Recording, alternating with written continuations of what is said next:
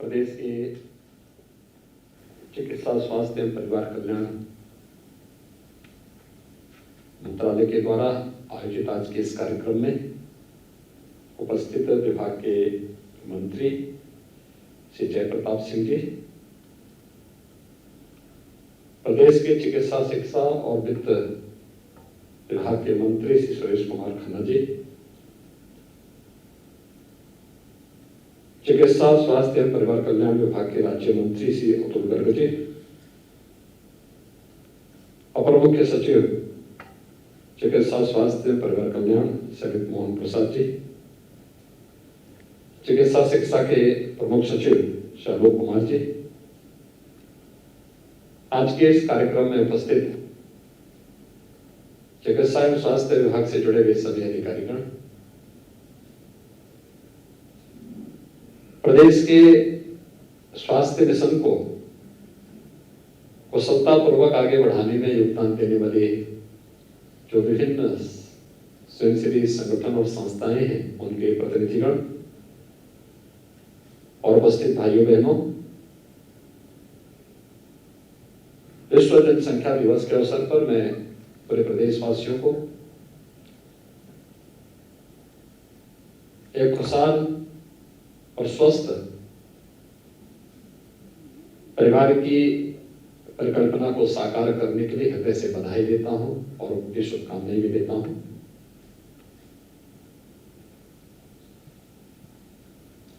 पूरी दुनिया के अंदर एक विषय को लेकर के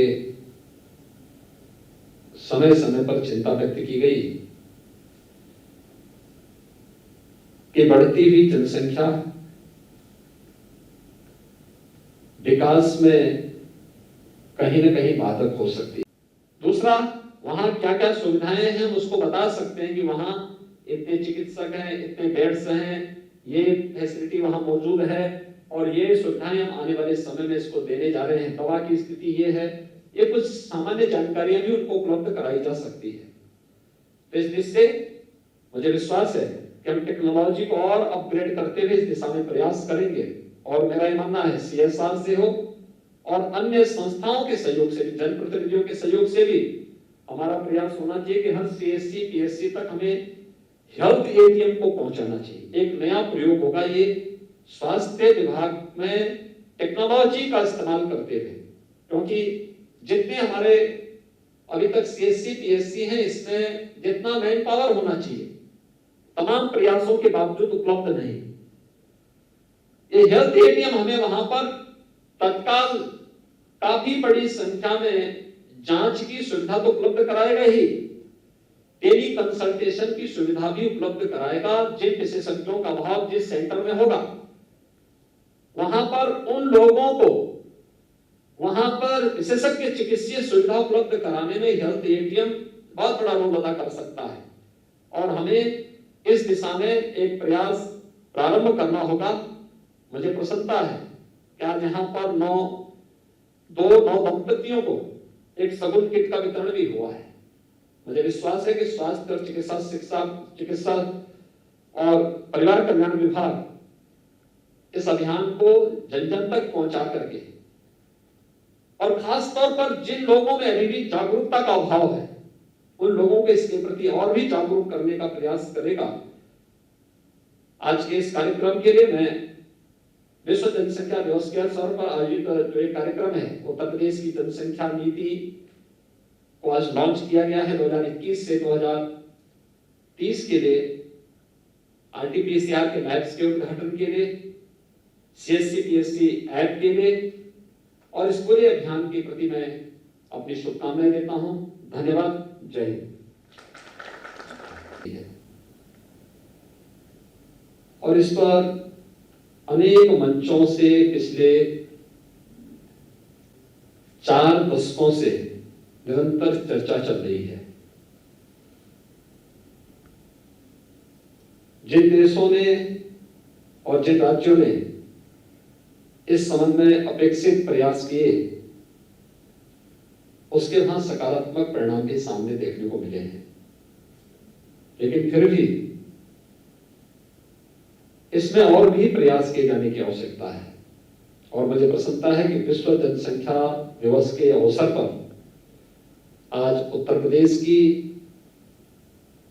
जनसंख्या नीति 2021 से 30 यह जारी हो रही है। इसको जारी करते हुए मुझे प्रसन्नता की अनुभूति हो रही है कि काफी तथ्यों के साथ समाज के विभिन्न तबकों को ध्यान में रख करके इस जनसंख्या नीति को लागू करने का कार्य आज प्रदेश सरकार कर रही है। वास्तव में जनसंख्या स्थिरीकरण का जो प्रयास है यह